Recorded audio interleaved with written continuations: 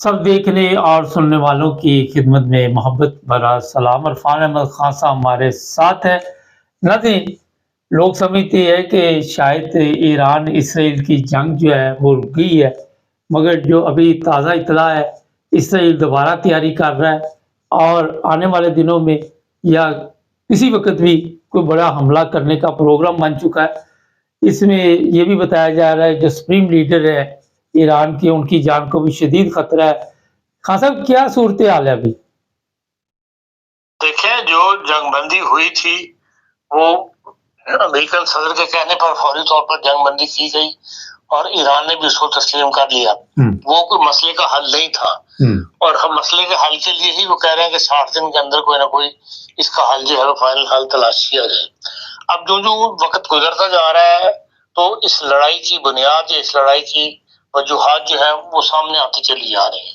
जो 13 अक्टूबर 2023 को इन्होंने हमला किया था, इसराइल पे हमला करवाया, दीवारें फैलानी हमास के लोगों ने, वो एक चाल थी जिसके अंदर तमाम ताकतें जो है, हम मुसलमान ताकतें या मुसलमान ममालिक या फलस्तीनी बेचारे जज्बे में आके नारे मारने वाली कौम जो है वो उसमें फंस गई और उसका नुकसान ये हुआ कि उसके बाद इसराइल ने अपनी जो असल में उनका प्लान था उसकी तरफ लंबा आगे बढ़ते चले गए और गजा का सारा इलाका आपने देख लिया कि क्या उसका हालत किया है लोगों को।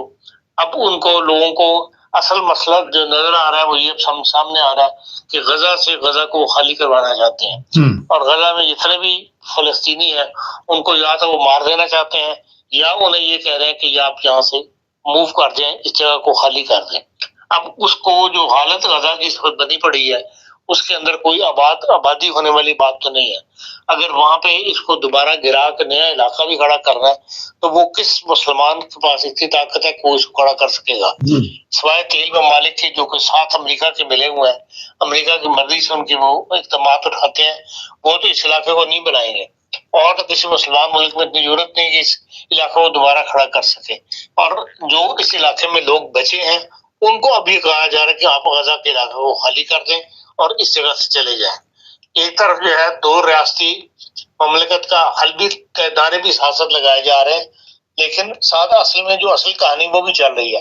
अब जो टोनी ब्लेयर इंस्टीट्यूट है उसकी एक रिपोर्ट शाया हुई है फाइनेंशियल टाइम के अंदर, कल के फाइनेंशियल टाइम में, उसके अंदर बता रहा है कि ये टोनी ब्लेयर TBI इंस्टीट्यूट जो है ये $9,000 की ऑफर दे रहा है हर फलस्तीनी को जो इस इलाके में बच गए हैं कि तुम इस इलाके से चले जाओ और ये $9,000 ले जाओ।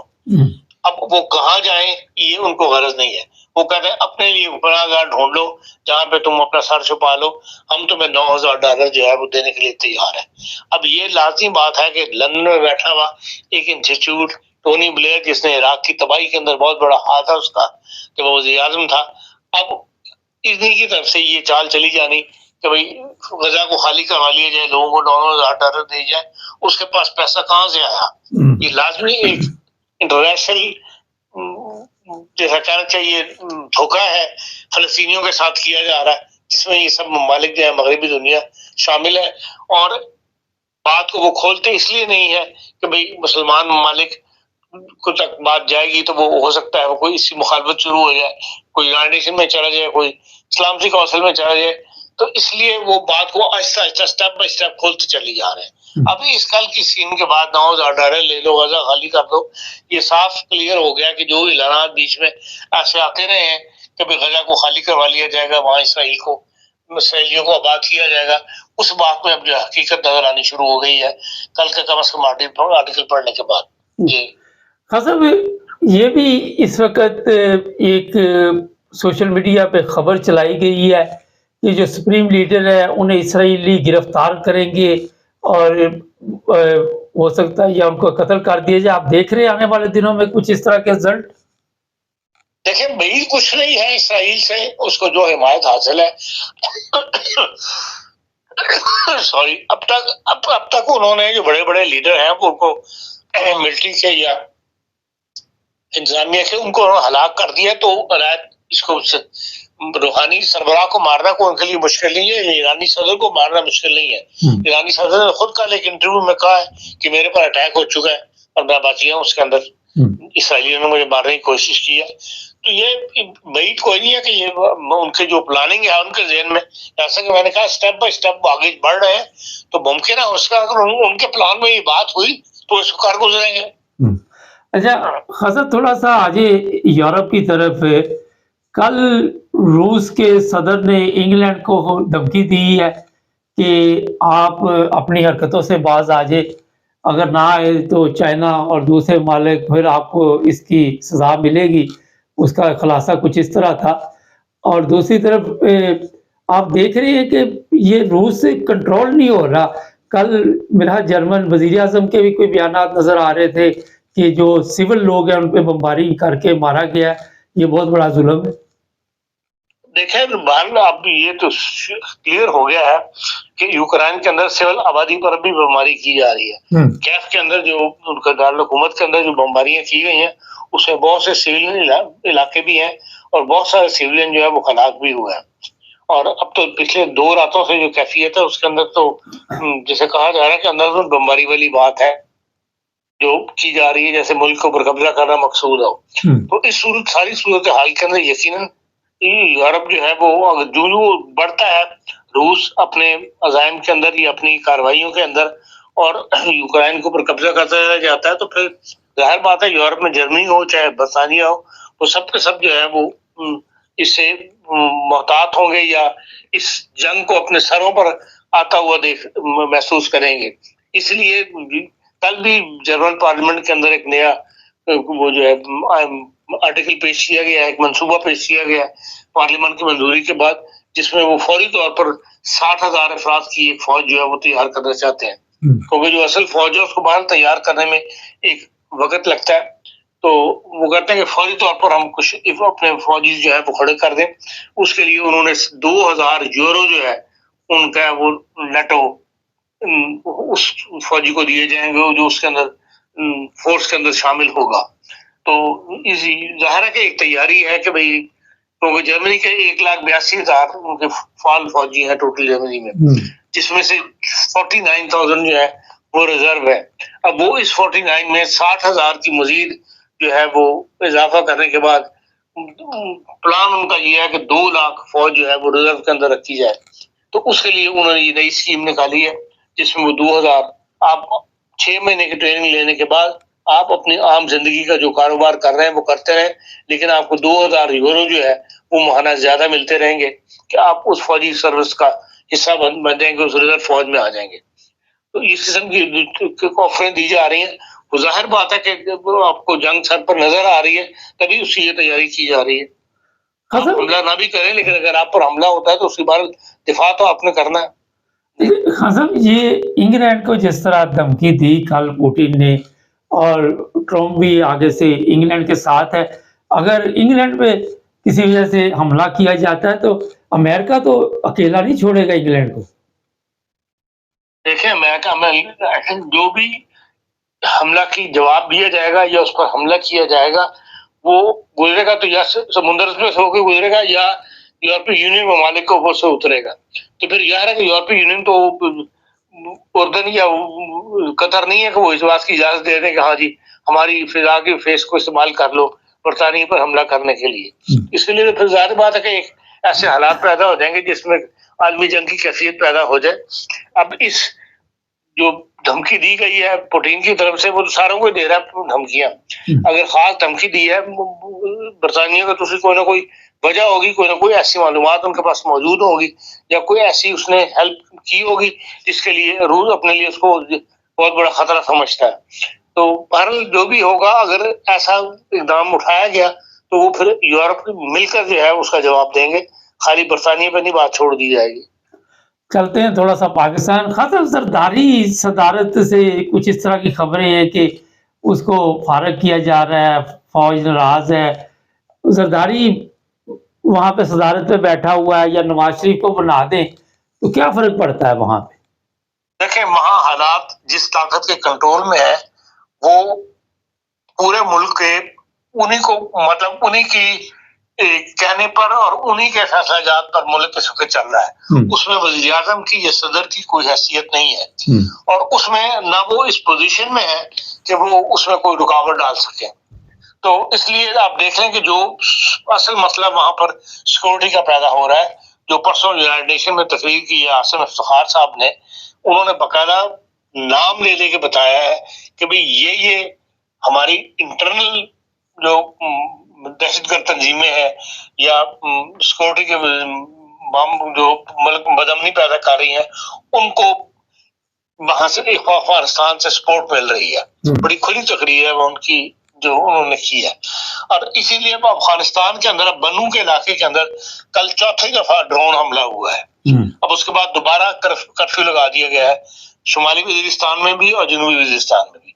सुबह 5 बजे से लेके शाम 7 बजे तक जो है वहां पर कर्फ्यू दोबारा लग गया है। इसका मतलब है कि ये वहां पर हालात जो है हालात से बाहर हो रहे हैं। अब इन हालात के अंदर आप चाहें कि सिविल गवर्नमेंट जो है उनकी बात चले और वो हुकूमत के फैसले करें, ये पाकिस्तान के हालात में मुमकिन नजर नहीं आता। इसलिए कि जिन्होंने मुल्क का दिफा करना है, जिनको डायरेक्ट जिन्होंने मुतासर होना है, डायरेक्ट जिस इदारे के लोग मर रहे हैं, उन्होंने अपनी ही बात मनमानी है और उसी को जो है सिविल हुकूमत ने फॉलो करना है। खान साहब, ये आजकल आपने भी सुना है पुलिस है, CCD बड़े लोगों को गोलियां मार रही है। नॉर्मल तो अदालतों में जाना चाहिए, पर अदालतों का तो वजूद ही खत्म हो गया पाकिस्तान में। देखिए, ये जो सिक्योरिटी के नाम पे पाकिस्तान के अंदर जो है ना, वो आप जो भी कदम जो चाहे उठा ले, उसमें ना तो ये अदालतें मुदाखलत करती हैं, ना हमारी हायर कोर्ट जो है वो मुदाखलत करती हैं। वो कहते थे ये अमन अमान का मसला था, इसलिए हमने बंदों को मार दिया और ये शुरू से होता आ रहा है, ये कोई आज की बात नहीं है। तो इसलिए ये मामला कभी जोर पकड़ जाता है, कभी इस मामले में कमी आ जाती है। आजकल फिर ऐसी खबरें आ रही हैं जिसमें जोर पकड़ रहा है। उसकी वजह ये है कि भाई जो मुकदमा बना हुआ है आजकल इस्लामाबाद हाई कोर्ट में चल रहा है, जिसमें तौहीन मजहब के कई 100 बंदे जिन्होंने पकड़े हुए हैं, उसी कार्रवाई को खुफिया रख रहे हैं, उसको बाहर नहीं आने दे रहे।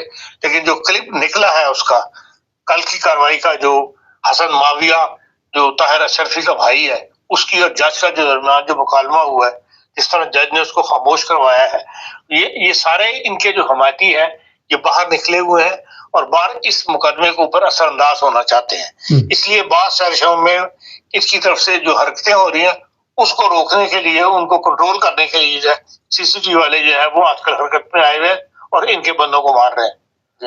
खासा, ये जो अभी आपने तौहीन मजहब की बात की, वो तो बहुत बड़ा गैंग पकड़ा है इन्होंने हर जगह पे, और ये चीजें सामने आ चुकी कि ये जड़ी मुकदमात बने हुए हैं। तो बेगुनाह लोग, कोई ऑर्डर भी तो जारी किया जा सकता था ना कि इनको रहा किया जाए फौरी तौर पे।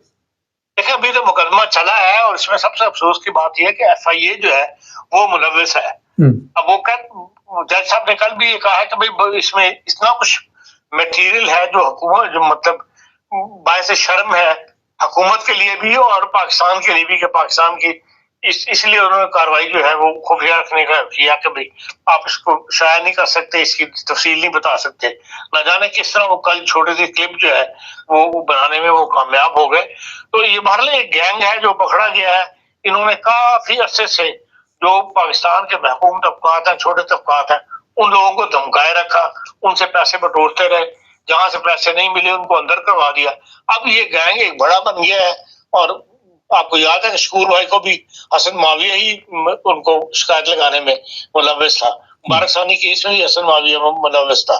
तो अब ये क्योंकि इनका दायरा कार और बढ़ गया पैसे के लालच में, तो अब इनका उस वजह से इन्होंने अब बहुत सारे कई 100 लोगों को जो सोशल मीडिया के थ्रू फंसा के तो वो उनसे पैसे कमाने की कोशिश की है। जिन्होंने दे दिए पैसे वो बच गए। अब उनकी फहरिस्तें भी कोर्ट में पहुंच गई हैं जिन लोगों ने पैसे दे के अपनी जान छुड़ाई है।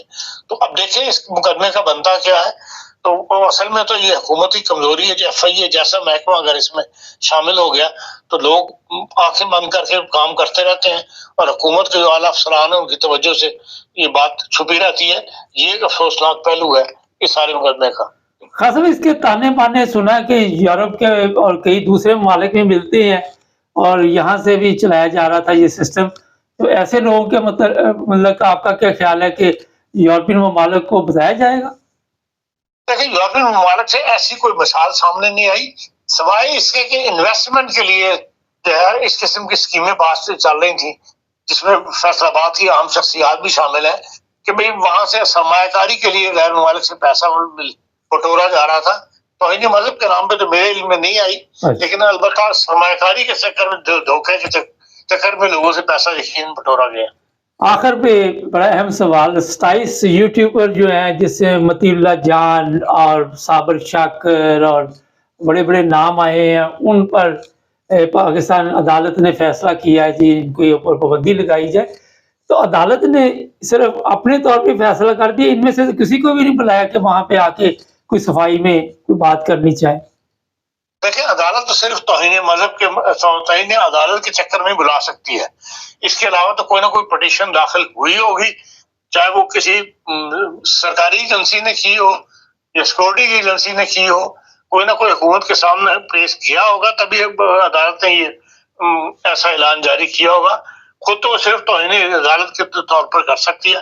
ہاں اگر ان یوٹیوب والوں نے توہین عدالت کی ہے تو پھر اس کی بنیاد کے اوپر ایسا فیصلہ دیا ہوگا لیکن عام طور پر اس میں بھی عدالتیں پہلے بلاتی ہیں اور اس کے بعد پھر جو ہے وہ کارروائی کرنے کے بعد سننے کے بعد دونوں پارٹیوں کو پھر ایسے فیصلے کرتی ہیں. اب جو بات آپ کر رہے ہیں اس کی تفصیل میرے علم میں نہیں ہے اس لیے بہت شکریہ. جی توہین مذہب اتنا خوفناک اس وقت پاکستان میں منظر پیش کر رہے ہیں کہ کوئی بھی محفوظ نہیں ہے وہاں کسی کے اوپر بھی آپ توہین مذہب کا پرچہ ڈال دیتے تھے. اب یہ گروہ پکڑا گیا ہے کیونکہ اتنا سلو کام ہو رہا ہے. وہ بے گناہ بچے بچیاں بڑی تعداد میں ایسے لوگ جنہوں کو مذہب کا علم ہی نہیں وہ بھی جیل میں بیٹھے ہوئے ہیں. چینل کو سبسکرائب کریں جڑے رہے ہمارے ساتھ تاکہ اور بھی پروگرام دیکھتے ہیں.